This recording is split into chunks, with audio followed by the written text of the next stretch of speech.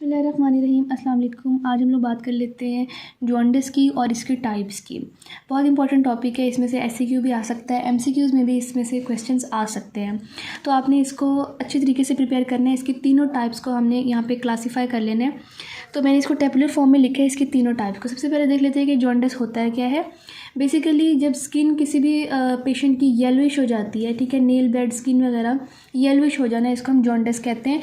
होता किस वजह से है? हाइपर बिलीरूबिनीमिया की वजह से। यानी बिलीरूबिन जो कि हीम का डिग्रेडेशन प्रोडक्ट है, अगर वो ब्लड के अंदर उसकी कंसनट्रेशन ज़्यादा हो जाए तो उसको हम कहते हैं, इस कंडीशन को जॉन्डिस कहते हैं। ठीक है, बिलीरूबिन की किसी भी फॉर्म का, कॉन्जुगेटेड फॉर्म का या अनकॉन्जुगेटेड फॉर्म का ब्लड के अंदर एलिवेट कर जाना नॉर्मल लेवल से, उसको हम जॉन्डिस कहते हैं।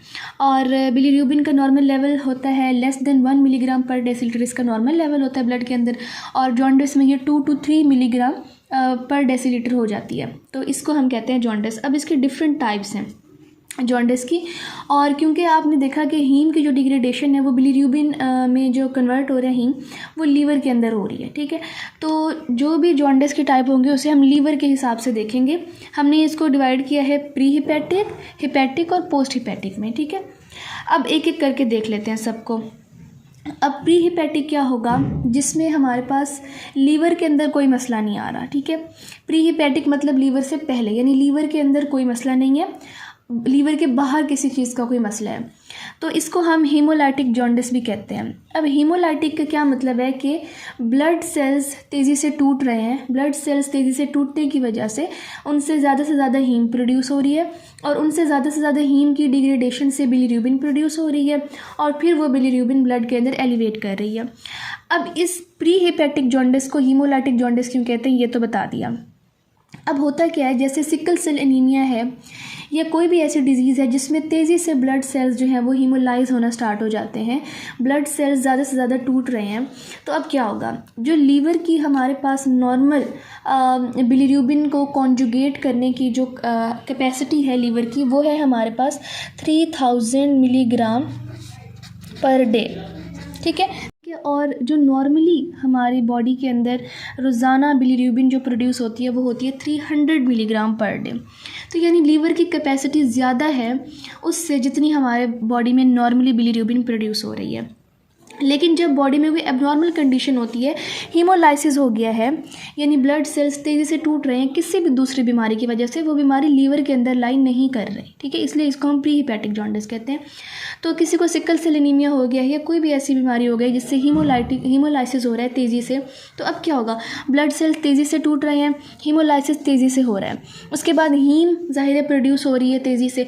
हीम तेज़ी से प्रोड्यूस हो रही है तो हीम की डिग्रेडेशन भी हो रही है।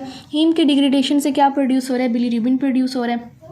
अब 3000 मिलीग्राम तक बिलीरूबिन को तो लीवर कॉन्जुगेट करके उसको बाइल के ज़रिए इंटेस्टाइन में भेज देगा, लेकिन जो बाकी बिलीरूबिन होगी जो प्रोड्यूस हो रही है, क्योंकि बहुत हायर लेवल के ऊपर बिलीरूबिन प्रोड्यूस हो रही है, तो जो बाकी बिलीरूबिन बच जाएगी वो तो अनकॉन्जुगेटेड रह जाएगी, क्योंकि लीवर की कैपेसिटी, लीवर अपनी नॉर्मल कंडीशन में है लेकिन उसकी कैपेसिटी इतनी नहीं है कि वो 3000 मिलीग्राम पर डे बिलीरूबिन से ज़्यादा को कॉन्जुगेट कर सके।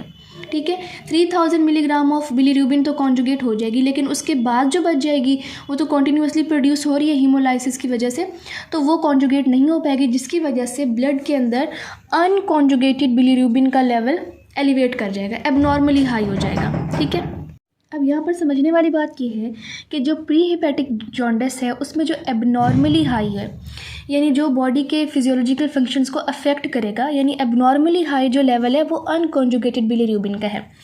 बाकी जितनी भी चीज़ें हैं जिसमें कॉन्जुगेटेड बिलीरूबिन है, स्टर्कोबिलिन है, यूरोबिलिन है, वो नॉर्मल रेंज में होंगे, बट जो उनकी नॉर्मल रेंज है, फॉर एग्जांपल यहाँ से यहाँ तक अगर हमने इसका स्केल बनाया है, यानी ये इसकी लोअर रेंज है और ये इसकी अपर रेंज है, तो ये अपनी अपर रेंज के ऊपर होंगे, बट होंगे with in the normal range.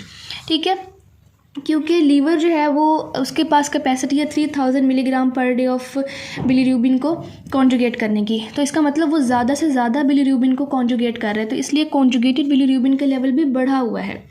ठीक है, अब उस कॉन्जुगेटेड बिलीरूबिन ने फिर क्या बनाना है? स्टर्कोबिलिन भी बनाना है, यूरोबिलिन भी बनाना है, तो ऑब्वियसली इनका लेवल भी बढ़ा हुआ है, बट इन तीनों का लेवल एबनॉर्मली हाई नहीं है।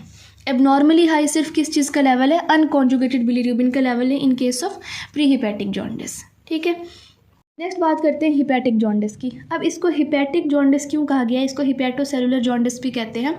इसमें मसला किसके अंदर आ रहा है, लीवर के अपने अंदर मसला आ रहा है। लीवर के सेल्स डैमेज हो चुके हैं, किस वजह से, लीवर का सिरोसिस हो चुका है या हेपेटाइटिस हो गया है, तो इसकी वजह से लीवर के अंदर मसला आ रहा है। जो हमने प्री हिपैटिक पढ़ा था उसमें लीवर के अंदर कोई मसला नहीं था, यहाँ पर लीवर के अपने अंदर मसला है, लीवर के सेल्स डैमेज हो चुके हैं।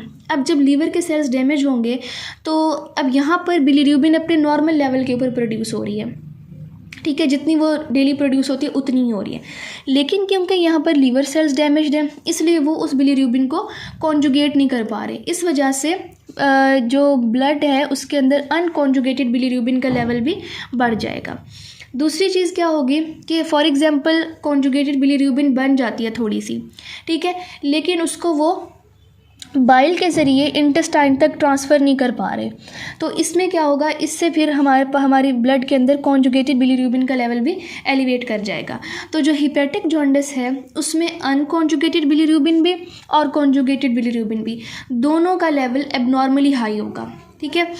इसके अलावा जो हमारे पास यूरोबिलिनोजन है उसका यूरिन के अंदर लेवल एलिवेट कर जाएगा। अब इसकी क्या रीज़न है, जब हमारे पास कॉन्जुगेटेड बिलीरुबिन बाइल डक्ट के ज़रिए इंटेस्टाइन के अंदर पहुंचती है तो वहाँ पर वो चेंज हो जाती है यूरोबिलिनोजन के अंदर। यूरोबिलिनोजन जो है ना उसमें से कुछ जो है वो ब्लड के अंदर जाती है, ब्लड से वो फिल्टर हो जाती है किडनी में और वो यूरिन का कलर प्रोड्यूस करती है, जबकि कुछ यूरोबिलिनोजन जो है वो इस एंटीरो हिपैटिक सर्कुलेशन के ज़रिए दोबारा लीवर के अंदर जाती है और दोबारा बाइल डक्ट के ज़रिए इंटेस्टाइन में आ जाती है। अब यूरोबिलिनोजन का यूरिन के अंदर लेवल क्यों बढ़ेगा, अब हमने ये देखा कि जो हमारे पास लीवर सेल्स हैं वो तो हैं डैमेज, ठीक है, तो जो एंटीरो हिपैटिक सर्कुलेशन के अंदर यूरोबिलिनोजन आ रही होगी वो तो नहीं आ पाएगी, ठीक है। तो सारी जो यूरोबिलिनोजन होगी वो ब्लड से कहाँ चली जाएगी, किडनी के अंदर चली जाएगी, फ़िल्टर आउट होके यूरिन के अंदर आ जाएगी। तो इसलिए यूरिन में यूरोबिलिनोजन का लेवल क्या कर जाएगा, एलिवेट कर जाएगा, क्योंकि लीवर सेल्स डैमेज हुए हुए हैं और जो एंटीरो हिपैटिक सर्कुलेशन के ज़रिए यूरोबिलिनोजन ने वापस इंटेस्टाइन में आना था वो नहीं होगा, और ये सारी की सारी यूरोबिलिनोजन जिसने वापस लीवर में जाना था वो भी किडनी में फ़िल्टर होकर यूरिन में आ जाएगी और इसका लेवल एलिवेट कर जाएगा।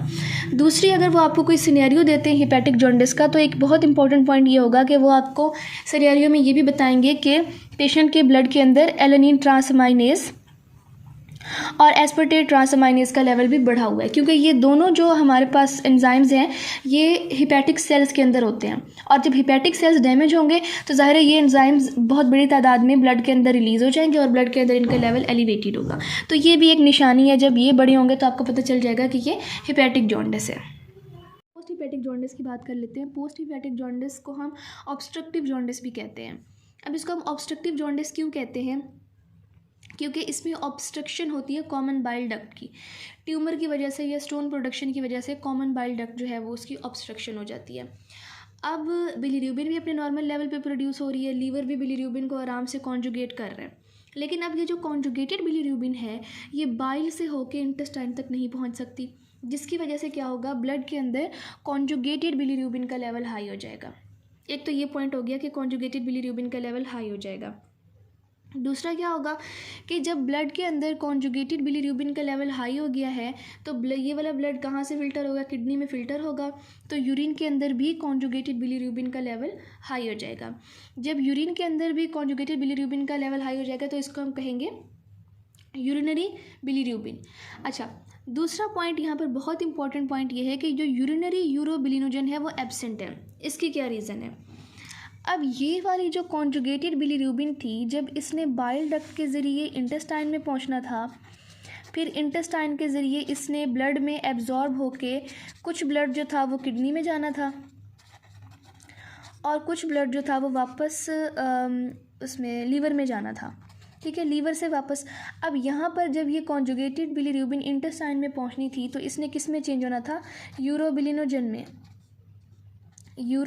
में चेंज होना था।